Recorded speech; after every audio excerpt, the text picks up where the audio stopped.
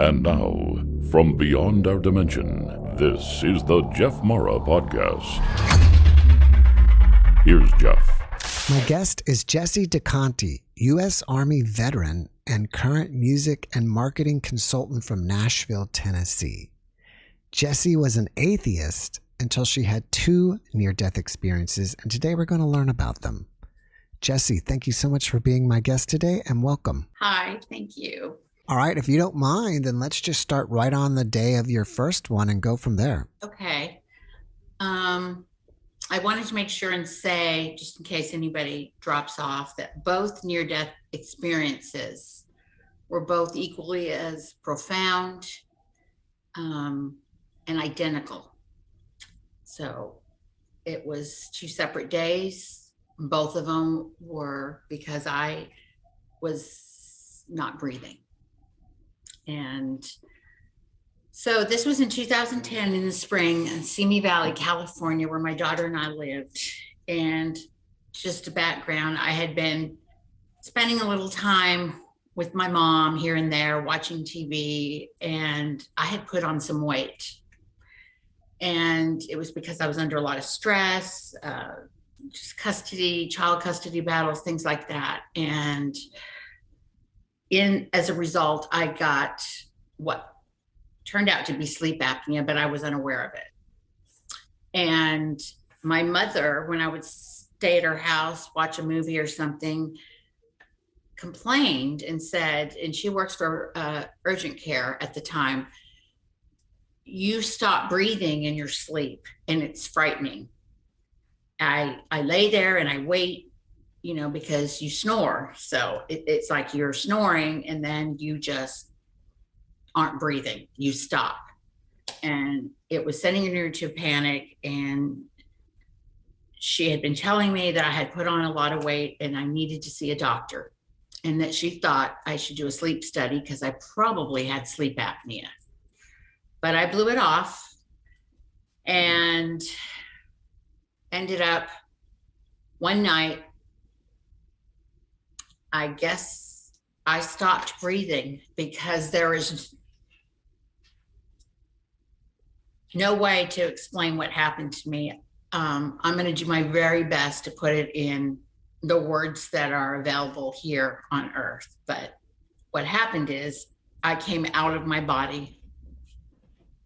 I did not feel pain. I wasn't suffering. And I could see my body. And the one thing that I want to really, I've thought about this a lot, that I want to explain so that people can understand the difference between a dream and out-of-body experience, is that when you come out of your body as a soul, everything that you're feeling, none of it has to do with the mind. And that's hard to understand, but I'm going to jump ahead, because when you come back into your body, I felt trapped, confined by my brain.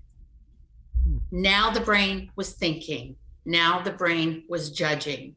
Now the brain had minimized all of the things that were so great when I was outside of my body, and immediately taken in and embraced by what felt like God the Father. And I was an atheist. But you don't have a doubt. I did not have a question. This was so physical that I could see all the way around me. I could see down. But before that happened, I remember I got up, and my body stayed down on the bed. And I got up, and there were these lights, and the lights were in the dark space that I was in. And it was so tiny and dainty and delicate, almost like when you're waiting in a long line at an amusement park and they have those misters on, but they're lights. And I knew instantly that I could, if I wanted to, touch the light. And if I did, it was going to be amazing. And I couldn't resist. So that point, when I went like that to go into the light, the rest of me came out of my body. And it was magical. The love that was connecting and surrounding me and holding me and comforting me felt fatherly, and it felt perfect. And when I say that each of these things happened, it wasn't in one right after the other. It was all at once, all encompassing, almost as if God, and I'm going to use God because that is the greatest word that I can come up with that describes this being, this fatherly feeling of love holding me and embracing me and almost laughing, because I had been so angry because I was born and raised as a Catholic. And after that, I went through being born again as a Christian by my Aunt Cookie. And then I went on to meet other people that were different religions, and I would try out their churches. And, you know, I just sort of took God with a grain of salt, but I did believe. But as life went on and things happened around me, bad things happened that made no sense to me. I couldn't understand how a God would allow suffering. And I was angry because I'm a very sensitive, sympathetic, empathetic person. So as more and more things are happening, I'm feeling it, I'm taking it in, and I can't stand it. And I'm angry because there's only so much that I can do to help people. I don't even have a TV. When my daughter was born, I couldn't watch TV anymore. It was that much of a big deal to me. And so God didn't matter. So when I went into this light and God took over and held me, it was almost as if I suddenly understood why there was suffering. And it was immediately told to me through his connection, because you communicate with God. It isn't a thought, it's a knowing. It's knowing. It's not even like he's telling you. It's like suddenly you know. And he's holding you like, don't you remember this is why? Don't you remember? I've been here all this time. And what it was is that we are here on this earth like it's a playground or a school. And we have all these choices. And it doesn't even matter what religion I'm realizing that you believe in. It could be Jehovah's Witness, Christian. Everybody has a choice to do one of two things. It's to love unconditionally. This is what was told to me in the spiritual way. And I want to make sure and say that, because I've had people tell me, well, I had a heart attack and everything went black. I don't remember anything. And then I said, you didn't have an out-of-body experience. You didn't have a near-death experience.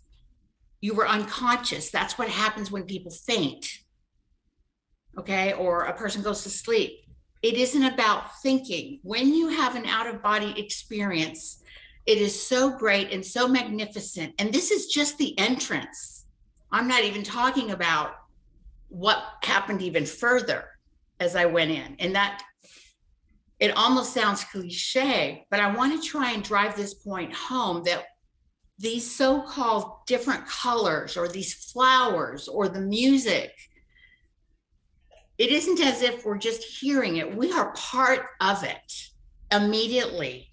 And it is all part of this love connection that God is trying to show us and teach us. That my takeaway from all of this was, when I came back, I was like, oh my gosh, it's so easy. It's so easy. All of us can do this. I just need to tell everybody. But when I said it in my human words, with the brain wrapped around everything and my body, the physical body holding me in, my soul, now all I could say is, and it isn't the same as what happened in my near-death experience is start loving first and everything else comes after. So you have the horse and you have the cart. Loves the horse, everything else goes in the cart. And that's what was revealed to me in this near-death experience. It seems so small the way I'm saying it.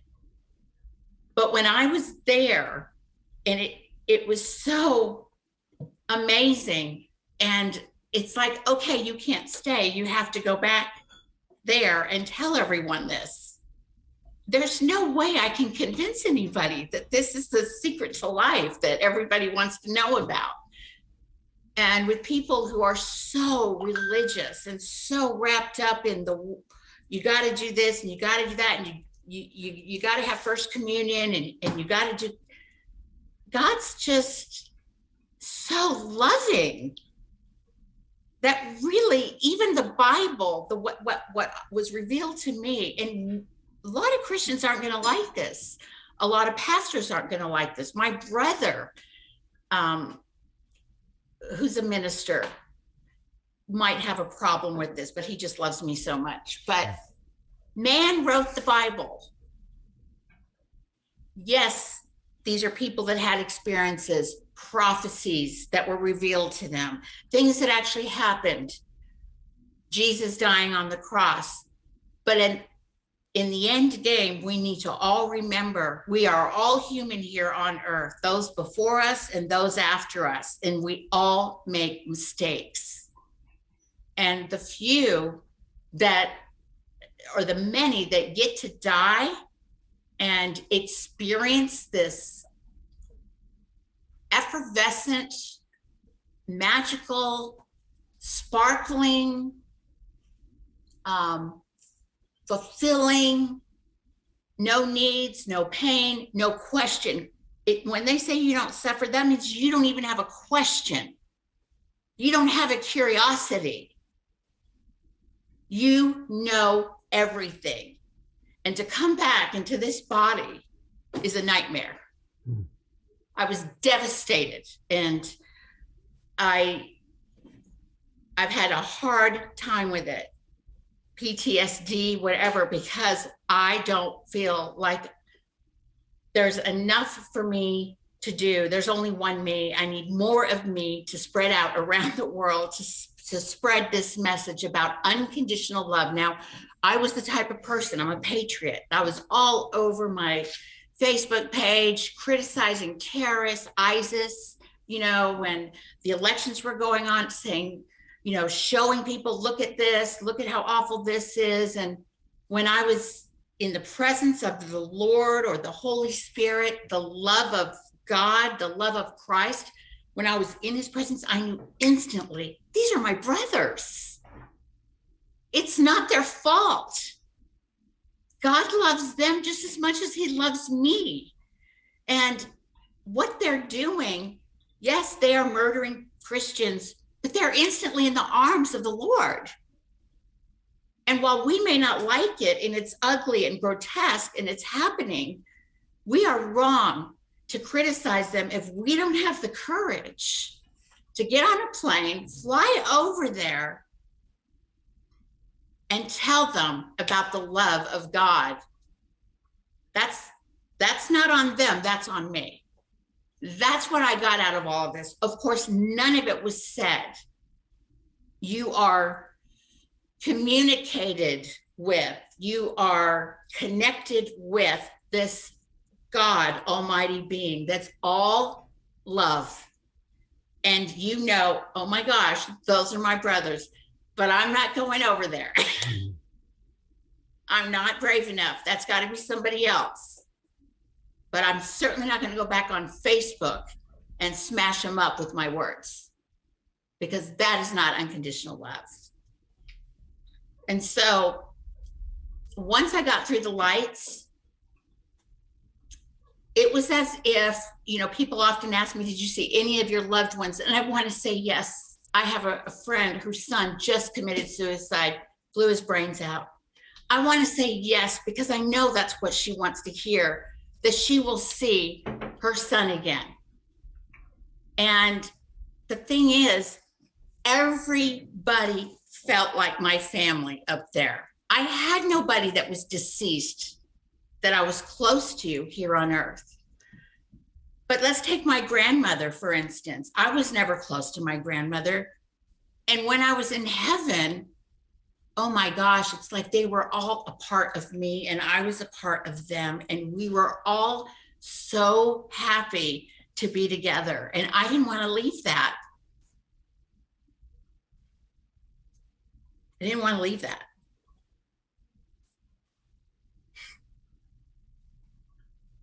So it happened again the next night. So it happened 2 nights in a row. And that's when I went and got the sleep study and got the CPAP machine and everything. And I got to tell you, there are times that I just, I'm not suicidal, but, I have my daughter that I love very much. She's perfect. She's 17. And, they don't need you when they become teenagers very much. So it's like, now what do? I got to do something really, amazing and loving, the way I would love my daughter. I want to love, and this is the way I'm doing it, is coming on here to tell you, your listeners, your viewers, that there is nothing to be afraid of. I was afraid coming back here. This is not home. The feeling I felt in heaven, and I'm only calling it heaven. I know there's so much more, but it doesn't even matter. That little piece that I had was huge, and I could have stayed in it for the rest of my life. But the feeling that when we come home from a long day, a hard day's work, traffic, or whatever, and we kick off our shoes and we're like, yes, I'm home. Multiply that by 1,000,000. I knew that place. I had been there, and that was more my home than this is. Well, thank you for sharing your experiences with us, Jessie. After your very first time, I would think that your world has just been turned upside down. And then it happened again the next night. How did you handle it 2 nights in a row?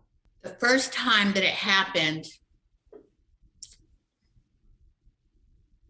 I have to tell you, I knew it was beautiful, but I had more question. I still reserved the right to be an atheist when I came back, and I wanted to keep it a secret.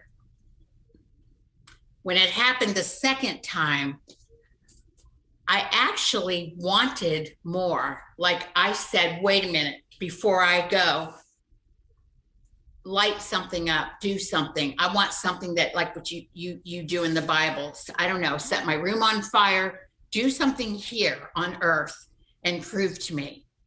So I felt like I had some power in this. And my cell phone lit up and my laptop screen, which had been left open and was in, should have been dark, lit up at the same time. So my cell phone was right there on my desk, and then my laptop both lit up at the same time. And then I went through again. And when I went through again, he did not, this is what's amazing about God. He never treats you the way humans treat you. So he's not saying, oh, you again. Oh, you don't believe me again. Oh, you want me to prove to you. He doesn't do that. He's excited. He's happy to see you. He gives you all the love you've always wanted. And you never, ever got here on earth, although you thought you had it. The love I have for Madison is my daughter is so great. I would jump in front of a car for her. I would do anything for her. But when I was in heaven, I had no thoughts, no worries about my loved ones, about Madison. It's as if I knew they're coming too. What the heck? I had no doubt, no question, but the love that he was giving me, and it was as if he knew he was going to disappoint me again and send me back. And it was funny and lovable, and I accepted it. But when I got back, it's almost like the best way to compare it is like a baby coming out of the birth canal. It's almost like you're being squeezed and put back into the body, and it's traumatic. I mentioned that I have a little PTSD over it because it's very abrupt, and I'm limited now. I don't, when we're born, if that's where the soul goes into each newborn baby, they don't have the memory because of the infant brain. The infant brain has to develop, okay? And they have to learn things, how to talk or whatever. And their memory, they start to forget things as they get older. Some people can remember when they were 2, and some people can't. As an adult, when the soul goes into the body, the brain's already mature and it remembers everything, but it doesn't have the language. And that's been the most frustrating. And I can't fly and I can't see, what's going on beneath me. I can't see, my cats and my computer and my body, all like I'm looking down at a scene in a movie. I will never be able to do that again. And it doesn't seem like it's a big deal, but it is if you've been able to do that. It's a big, big deal because you had it and now you don't. You had all this love so instantaneously and now you don't. And it's depressing. You said after the first one you were still an atheist, and it appears to me that you were looking for some kind of confirmation. So were you still unsure, or you just didn't believe what happened? I believed that it happened. I knew it was more than a dream, but I thought certainly I didn't belong. And I felt like I was accepted and loved. There was no judgment. The life review that I thought that I should have had didn't happen for me. So it was more about letting me know your job is not to be insulting evil people and talking about them on Facebook. Your job is to love unconditionally and to love first before anything else. So it was almost like I was given a mission.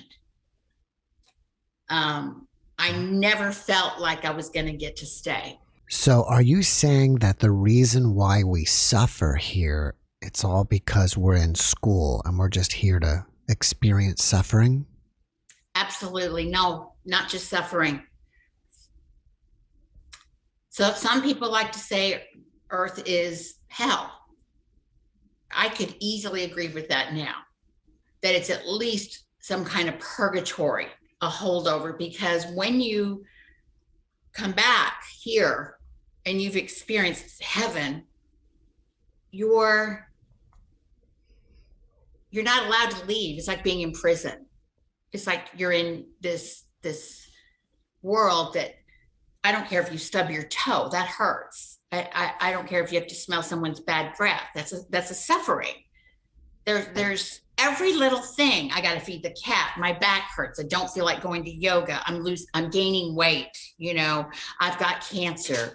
I know I'm supposed to drink more. Everything is work and effort, whether it's a job and whether it's just surviving, just living. And we're working on our empathy skills. We're working, another thing that I learned, and like I said, it wasn't told to me, but I know, and people don't want to hear this. It was known to me that even serial killers get into heaven. And here's why. And it was so easy to figure out, because their brain is not working. It's messed up badly. It is like a broken bone. It is like a liver. I knew that these guys and women were here for our benefit, to make us afraid, to make us protect our children, to make us regret that we didn't care enough about our children, that they were out playing well after dark and we were too lazy. We were watching a movie and we didn't go check on them. All right. All of it. is for a reason. And I'm not going to say I won't be back here.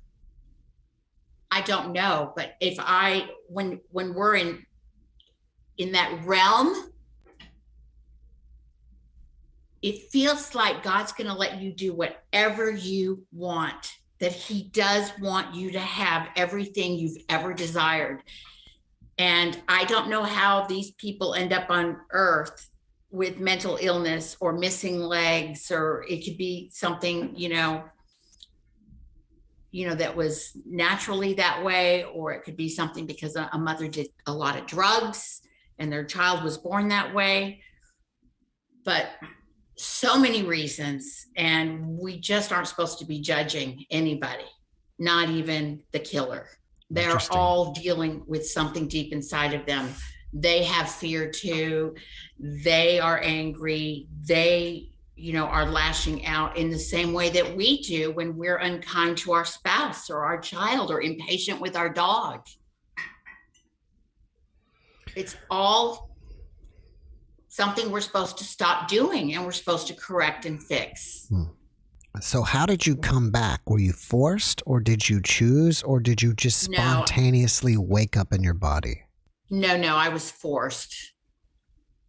I was like floating away, further away, and I didn't want to come back. And next thing I know, it was like into my body. So there's no gentle, all right, I know what I'm supposed to do now, and off I go. Made sure he knew that I was loved, and I felt it. He didn't say, you see, I love you. He let me know. It was almost like a spiritual connection, or like being filled with the spirit. It's so amazing. It's so beautiful. It's something that you've never even wished for. We're never going to feel this here on earth. It's impossible. There's no way. And he sent me back, and I did not want to be back, but he wasn't mean about it. It was like I floated, I came in, everything I knew, I saw colors.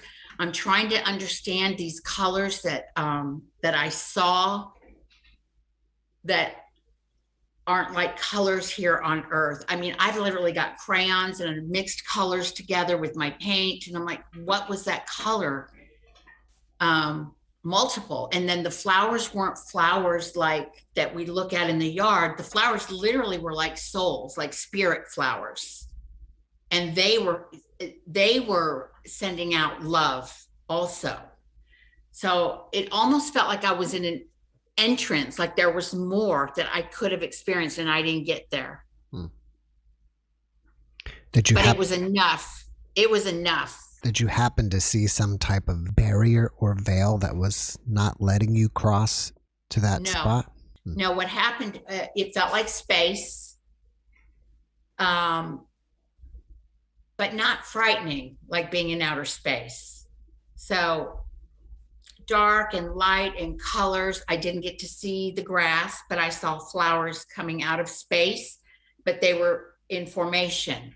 They had a place, and it was like they were welcoming me and greeting me, and they were happy that I was there. But I knew I couldn't go any further. Do you feel like everything you saw there, like the flowers that you just mentioned, was everything made of energy, or did it seem more solid and physical like here? Soul, spirit flowers, I call them. They literally had feelings and emotions and music. It was like the music, I couldn't even identify where the music was coming from, but it was either coming from the flowers or coming from the space. But the music is so angelic, and you see other souls, but they're not like they were ghosts standing there. They would just float in and out, and they were all enjoying what they were doing. And I was able to observe it, and they were like very mindful of me, like, hey, but they knew I wasn't coming. Mm-hmm. It wasn't that they were preventing me from coming. They just knew, let's just let's just tell her how much we love her and let's show her. But she's probably, heading back. And it was all knowing. So like I said, it wasn't like I have heard other people talk about it. It wasn't like God stood there and he says, okay, you're here. But I can't let you stay. This is temporary. No, it was just showing me what I needed, that he was real, that he is all about love, and that I was his child. I felt like a little girl held by him. And I want that feeling back so bad. So what was it the second time that didn't happen the first time that confirmed everything for you and changed you from an atheist back into believing in God? The fact that it happened a second time was the first part. But just because I am the way I am, I said I want something else before I go into the light, something here on earth. And that's what did it for me, because that's what I needed. I have a lot of friends that are lawyers, judges, and everything is hearsay until you've actually seen the evidence. And that was me. I always thought the Bible was just hearsay. Let me try to clear something up for me. So were you already out of your body and you said, I want to see this, and while out of your body, you saw your computer and cell phone light up, or did it do that before you fell asleep? No, I was definitely awake, and I was sitting up halfway. So part of my body was down here. Okay. And then I saw the lights just like before, the dainty little mist-like lights. Mm-hmm. And I knew what I wanted to do, but I still had choice because I was half in and half out of my body. And I said, no, I want proof. But I knew I was going in anyway. I knew there was nothing bad going into those lights. And then once you go into the lights, it pulls you. And it's a beautiful pull, because it's like it's filling you up and it's pulling you at the same time with that love. There's no way to resist it.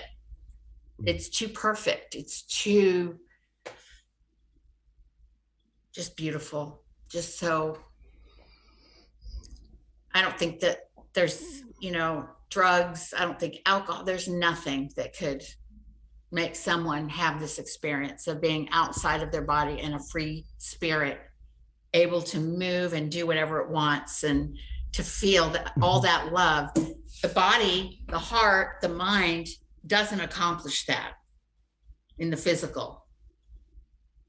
No matter, I don't even think as an infant, because they're crying when they come into this world. Yeah. So after you came back, you had PTSD. How long did it take you to process this? And then once you processed it, is that when you immediately changed into a person that was having unconditional love for everybody? The unconditional love started immediately. In fact, my twin sister lived in Simi Valley. She was stage 4 breast cancer. And after it happened the second time, that's when I got in my car and drove straight to her house early in the morning. And I told her, you're not dying. You're never going to die. This is what's going to happen. It just happened to me. Mom was right. I'm stopping breathing. She stopped me and she says, Janine, you don't have to tell me anything. I can feel it. I can see it all over you. That's what she said. I said, really? Because I almost didn't believe her. And she says, no, I can feel the energy, all of it around you. She'd never seen me this way. So that was another confirmation for me to have my twin sister and I, even though we're twins and we both had cancer, we weren't really the best of friends. So I said a lot of things that I should not have said to her. Because people often do that, especially family, when a loved one is sick. We want to control them and tell them, you need to do chemo, you need to do this, and instead of respecting her for a decision. So she's about aggravated with me. And I was really happy that she could feel that coming off of me. That meant something, because it was her. If it had been my mother or anyone else that wasn't upset with me, as agitated by me, then, you know, but because it was her, it meant everything to me that she said that she could feel it, the energy. So a glow, whatever. And she believed me and she hugged me. And I tried to call my brother and tell him, and he's a very stout Christian, and no, and how do you know it wasn't Satan? And I wanted to clobber him. It was just, I said, you'll never, ever, I wish every one of my family members could go through what I went through, and just, you know, we would be such a force. So after it happened, even though I had PTSD, the PTSD really didn't start right away. The feeling of loving everybody and wanting to do for everybody came immediately, even towards my ex, who I was fighting with over my daughter. I immediately just loved him for the way that he was. And I felt no anger towards him. I was able to see what his side of this would be.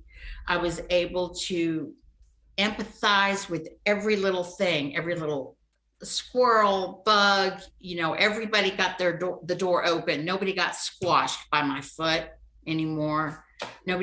No fly was going to get swatted with a fly swatter. It was just, I was connected to every living thing. They were me and I was them. We're all connected soulfully. And there isn't a chore, a garden up and down my street. I wish I had all my neighbors here. They would tell you that I'm not doing their yards, digging, planting flowers, telling them I don't want the money, because the whole neighborhood feels like God's garden.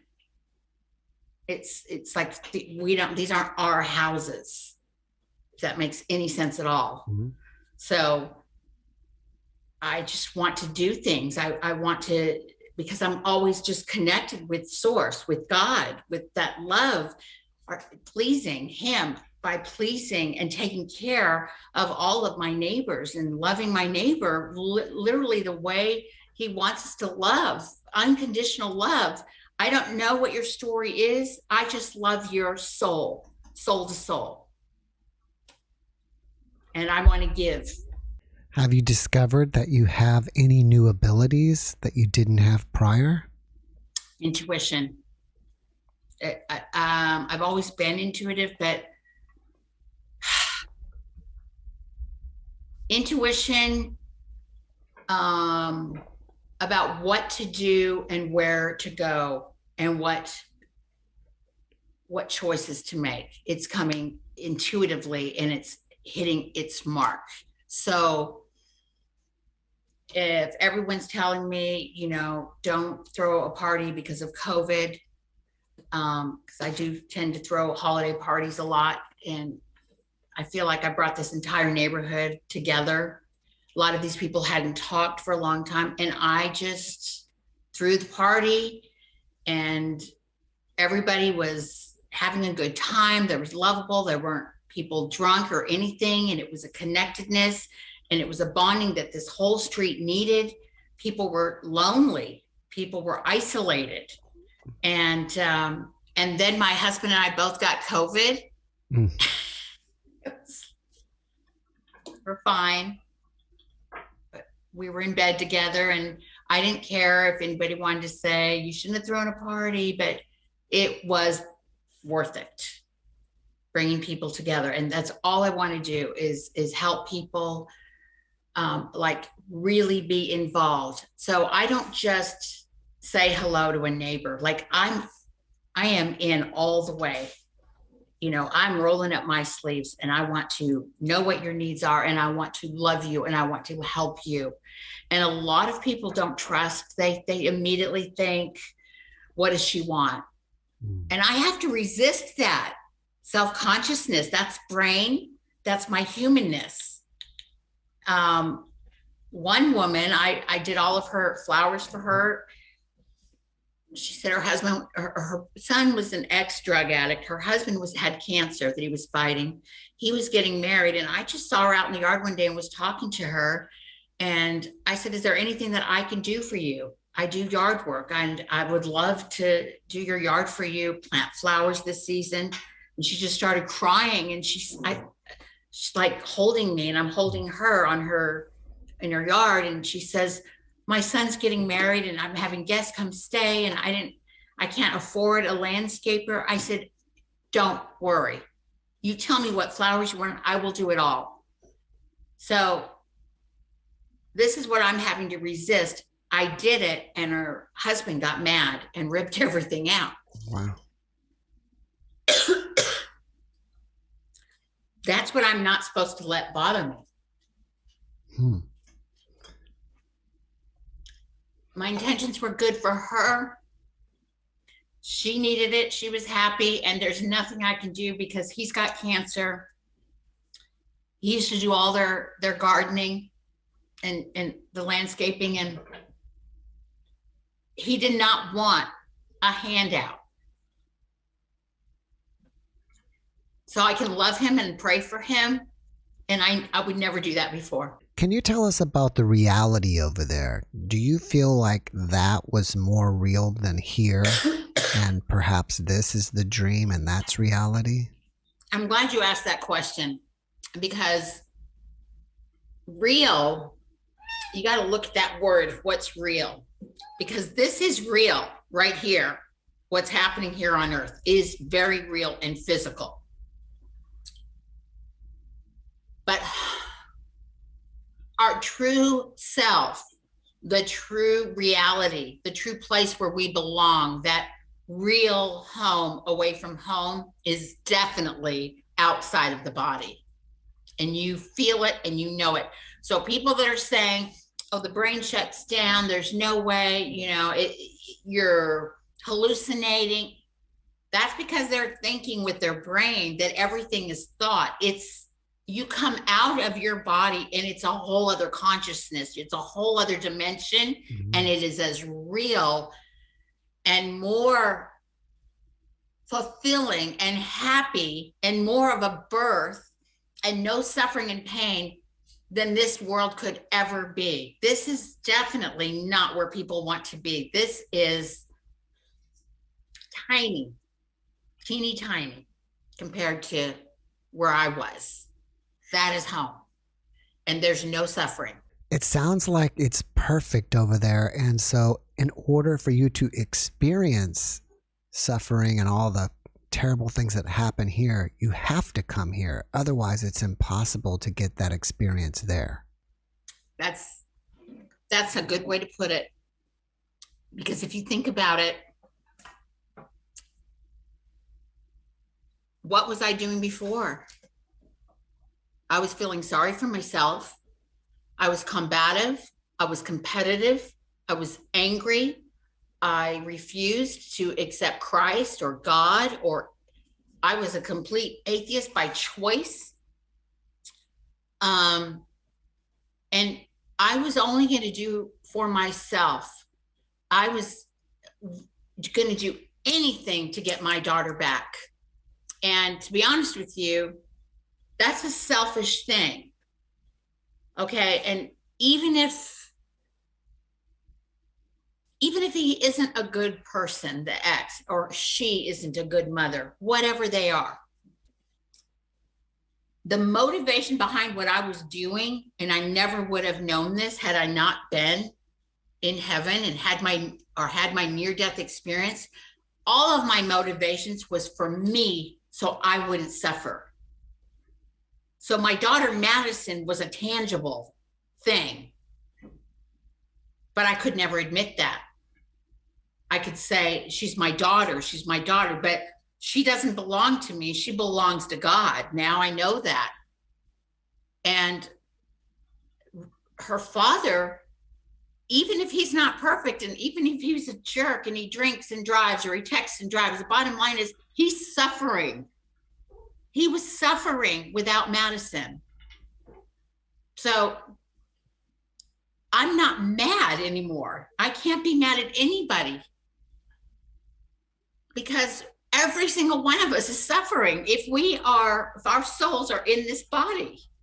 Theoretically, if the point of coming here is to experience suffering and experience the physical matter and other things, why does God need to tell us about unconditional love and for you to spread the message? Are we too far gone? Are we having too much trouble and we need to hear that message to help us a little bit? Or what do you think? I don't think we're all privileged to really know it like I know it now. I think that we can read about it in the Bible. Other people, other prophets, people that have come before us have all maybe had an experience or had a visit from a spirit, but it doesn't matter, because whatever the reason is, and it is definitely by either design that we have no control over, that if there is a purgatory or if there is a hell, they explain it that there's fire, whatever. Yeah, there's a little fire. I got burned cleaning my chandelier, and I mean, that sucker hurt for weeks.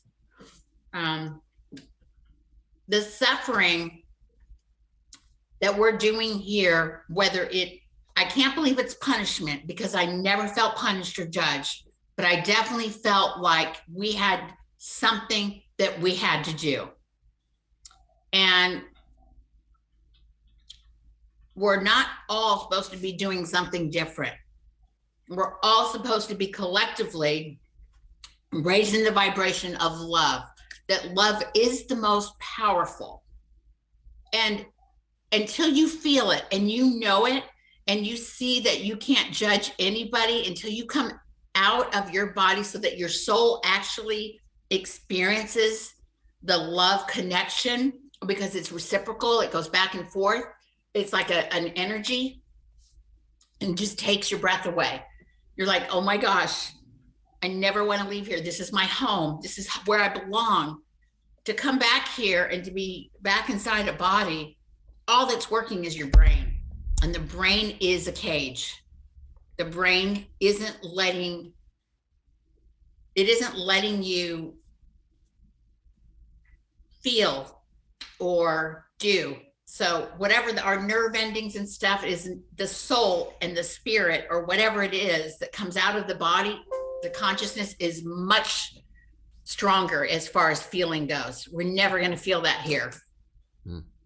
So if it's a lesson that I don't feel like I was forced to be here. I feel like I had a choice, like I chose to be here. And I just haven't gotten it all right. It's tough down here and people need a little help. So your message is, helping people out. Let's just imagine, so you have this girl, this woman that's giving unconditional love, and they've been praying.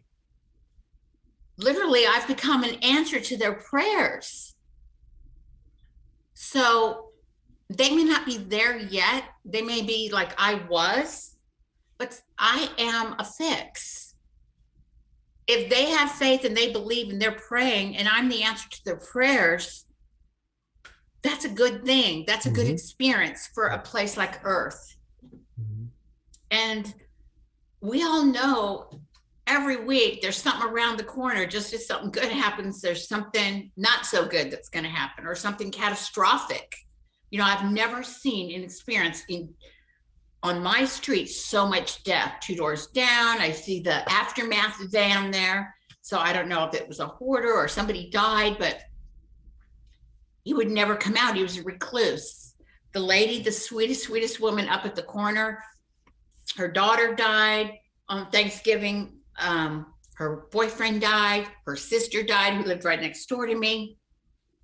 She's younger than her own sister, and she's alive, and she's got that faith, and she's out there raking her leaves, and she believes. And when I look at all the good that comes out of this, there are people who are going to answer people's prayers, and it's an experience on the earth that we get to be a part of, whether we are on the receiving end or on the giving end. But for people to be giving and loving unconditionally, something has to have happened. for them to be able to do that and push through what the brain is telling them to do. God, look, that they got mad. They pulled out all your flowers. You paid all that money.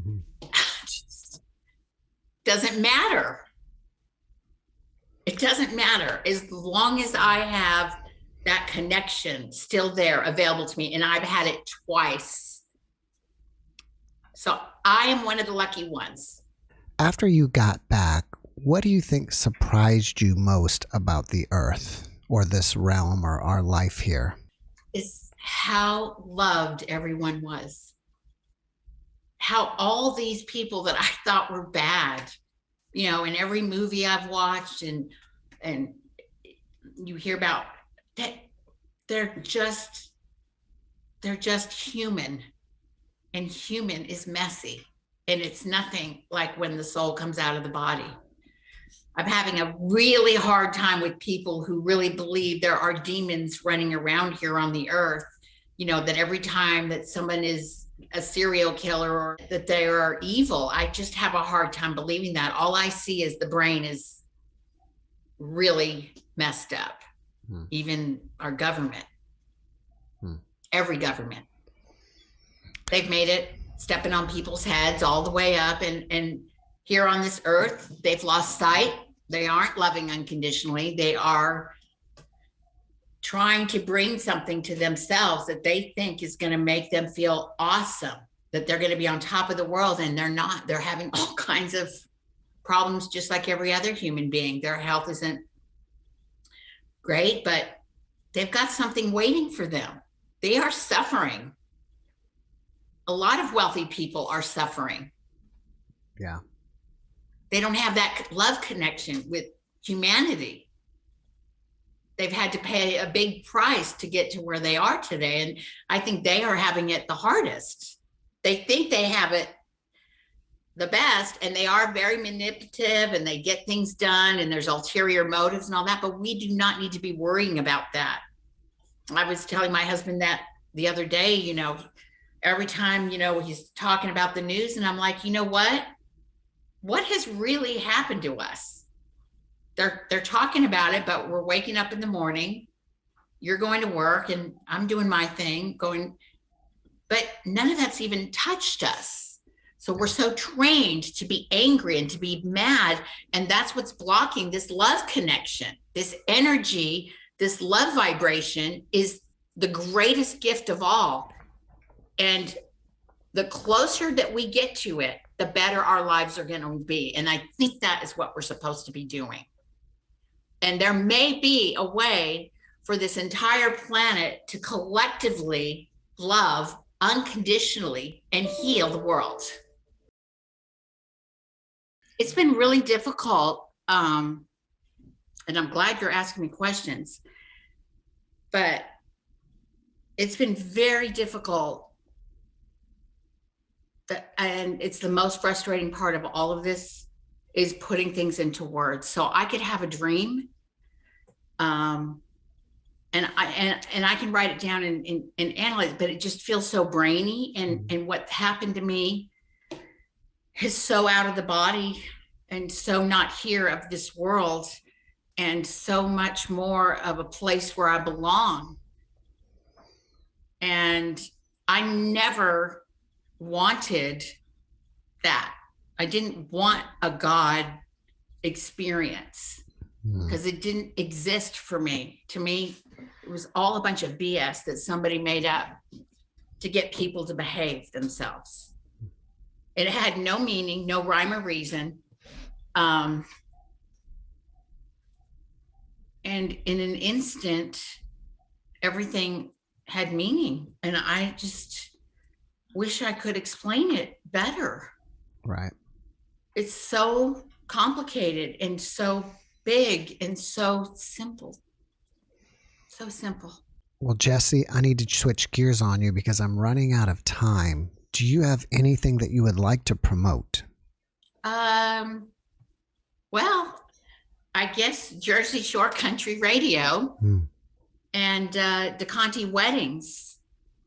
DiConti Weddings is it's been really cool doing wedding photography. because you see people in love.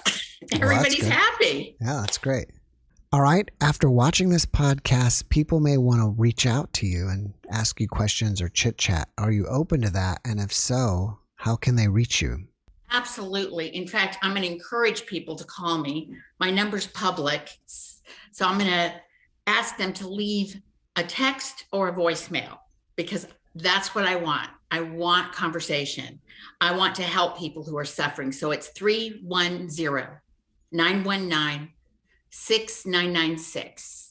All right. Well, before we finish up, can you leave us with one last positive message? First, and love unconditionally, the way you want someone to love you. You can't go wrong. Jessie, thank you so much for being my guest this evening. I wish you the best, and thank you again. Thank you so much for having me. Have a great evening. Okay, you too. Bye. Thanks for watching the JeffMara podcast. I really appreciate you. Another way to show support is through YouTube memberships. And if you do, there are loyalty badges and other perks depending on your level of membership. All you need to do is click the join button underneath the video to find out more. Thank you for your support.